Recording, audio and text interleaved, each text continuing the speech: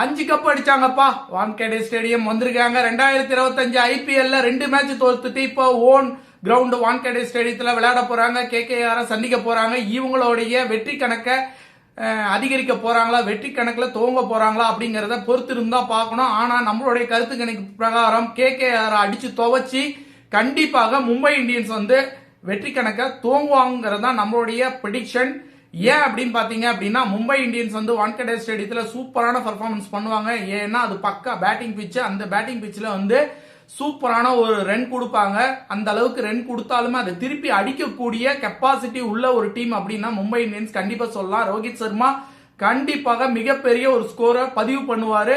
சூரியகுமார் யாதவ், திலக் வர்மா இவங்க எல்லாம் வந்து ஃபுல் சப்போர்ட் பண்ணி மேட்சை வந்து கண்டிப்பாக முதல் இலக்கு வெற்றி இலக்கை வந்து பதிவு செய்யக்கூடிய நாளாக இது கண்டிப்பாக இருக்கும். மும்பை இந்தியன்ஸ் வெற்றி பாதைக்கு கண்டிப்பாக செல்லும். கேகேஆர் வந்து உண்மையால நல்ல டீம் தான். ஆனா வந்து இந்த வான்கடே ஸ்டேடியத்துல வந்து பார்க்கும்போது மும்பையை கம்பேர் பண்ணும்போது வந்து வான்கடே ஸ்டேடியத்துல மும்பை தான் வந்து கண்டிப்பாக ஒரு நல்ல பர்ஃபார்மன்ஸ் கொடுக்கும். ஏன்னா அந்த ஸ்டேடியம், அந்த ஓன் கிரவுண்ட் அப்படிங்கிற அந்த ஒரு ஸ்பெஷல் வந்து அவங்களுக்கு இருக்கிறதுனால அவங்களால வந்து மிகப்பெரிய ஒரு சக்சஸ்ஃபுல்லான ஒரு மேட்சை வந்து அவங்களால விளையாட முடியும். கண்டிப்பாக ஒரு மும்பை இந்தியன்ஸ் ஃபேன்ஸ்க்குலாம் மிகப்பெரிய ஒரு உற்சாகம் கொடுக்கும் வகையில் தன்னுடைய முதல் வெற்றியை வந்து பதிவு பண்ண போறாங்க.